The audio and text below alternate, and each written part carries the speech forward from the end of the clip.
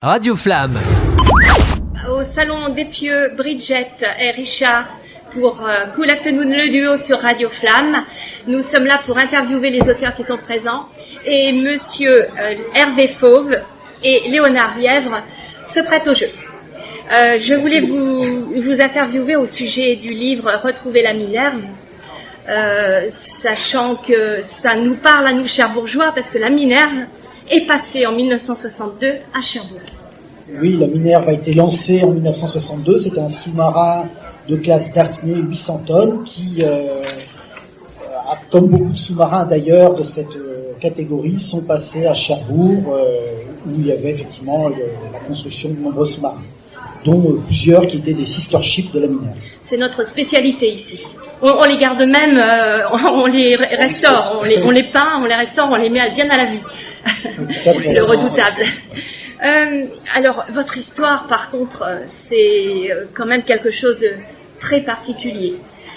Parce que le 27 janvier 1968, le sous-marin la Minerve disparaît au large de Toulon avec 52 hommes d'équipage à son bord. C'est votre père qui est le lieutenant de vaisseau André Fauve qui dirigeait cet équipage, et plus rien. Oui, le 27 janvier 68, la Minerve disparaît soudainement sans qu'on ait le moindre signe annonciateur de la moindre difficulté, et on n'entend plus jamais parler d'elle. La France entière s'interroge sur ce qui a pu se passer. Le général de Gaulle lui-même est le premier touché par cette disparition. Il viendra à la cérémonie d'hommage à ces 52 marins, dont mon père, et en fin de compte, on ne saura jamais ce qui s'est passé, et rapidement, les recherches seront abandonnées, et on va rentrer dans un silence absolu, et nous, famille, n'aurons pas le moindre début d'explication ou d'information sur ce qui a pu se passer. Les sous-marins sont sûrs, pas sûrs. Alors, c'est une question quand même. Effectivement, 2 ans après, un autre sous-marin, le 4 mars 1970, l'Eurydice, disparaît à son tour. Et c'est vrai que la marine, à partir de à ce moment-là, va connaître quelques, difficultés, ou au moins va essayer de remotiver des gens pour s'engager dans la marine, parce que c'est le moment où la France lance son programme de sous-marin nucléaire lanceur d'engins, dont le redoutable d'ailleurs était le premier, et qu'elle tenait absolument à ce que la marine puisse recruter des sous-mariniers motivés. Et donc ces disparitions de 2 sous-marins... J'ai noté 4 l'année 68. Alors il y a eu 4 sous-marins qui ont disparu en 1968, mais il y a eu un Israélien, un Américain, un Russe et un Français.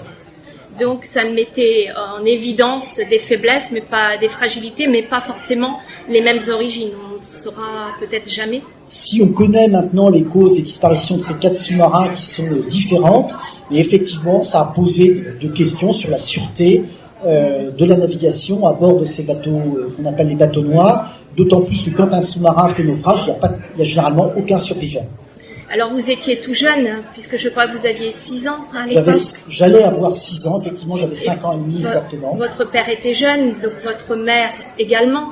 Comment ça s'est passé dans la famille? Parce que c'est une annonce qui est intolérable, parce que c'est un drame épouvantable, mais en plus, ne pas savoir comment est-ce que votre famille a géré, comment votre mère vous a annoncé les choses, comment vous avez vous-même perçu cet effondrement dans votre vie familiale. Alors l'annonce a été très brutale, puisque c'est un matin, 2 officiers sont arrivés à la maison et m'ont dit d'emblée que son mari était décédé, avait disparu en mer.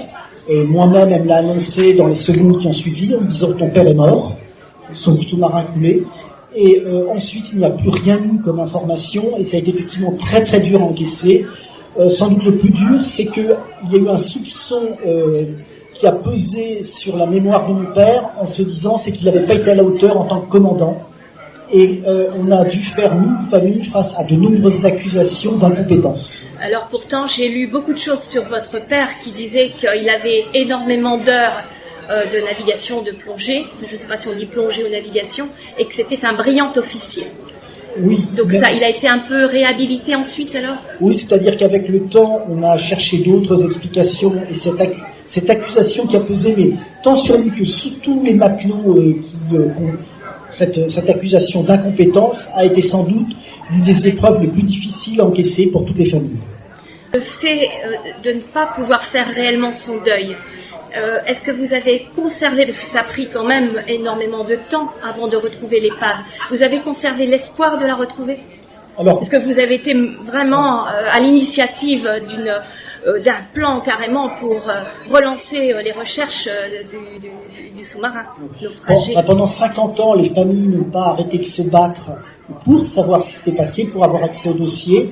On peut dire que les familles se sont passées le relais, c'est-à-dire que ce ne sont pas forcément les mêmes individus qui sont montés au créneau pendant 50 ans, et tout ça jusqu'en 2018, où j'ai réussi à fédérer autour de moi les familles, beaucoup d'anciens marins et même de marins actifs, pour qu'on arrive, ainsi que la presse d'ailleurs, pour qu'on arrive à convaincre le gouvernement actuel, c'est-à-dire celui d'Emmanuel Macron, et en la personne de la ministre de la Défense Florence Parly, de lancer une reprise des recherches en 2019, on peut dire contre toute attente et contre tout espoir, et ces recherches sont conclues en juillet 2019 par la découverte de l'épave qu'on pensait perdue à jamais.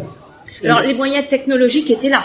Les moyens technologiques en 68 et 2019, il y a un monde, on n'est plus du tout dans les mêmes zones, mais néanmoins, la France a dû faire appel à des moyens privés américains pour retrouver la Minerve.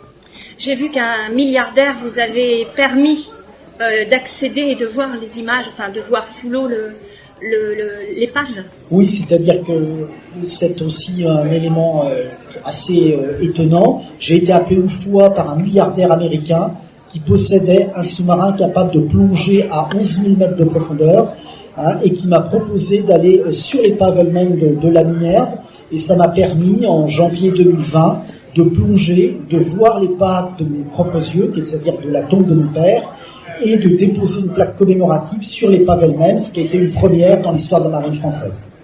Et je crois comprendre que aujourd'hui vous êtes encore sur le terrain. Est-ce que vous cherchez encore l'origine du naufrage? Comment vous pouvez encore avancer sur ce thème-là? Alors, la marine a estimé qu'une fois l'épave découverte, elle avait terminé son travail. Et nous, famille, nous voulions savoir ce qui s'était passé.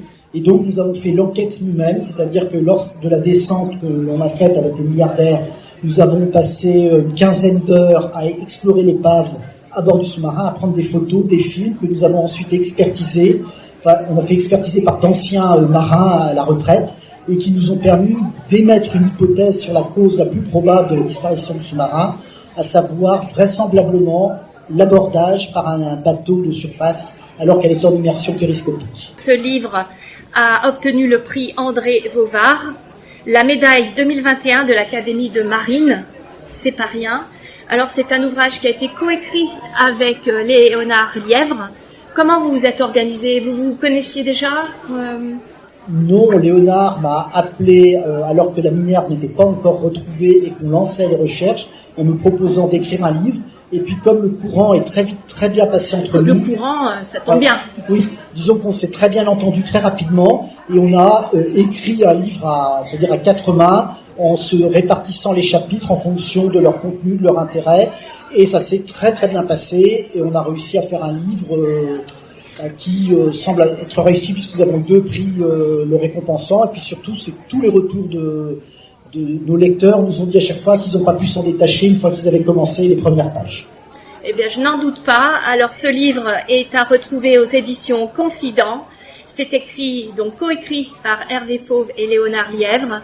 Et c'est retrouver la Minerve. Tout un programme, toute une histoire. Merci beaucoup. Radio Flamme.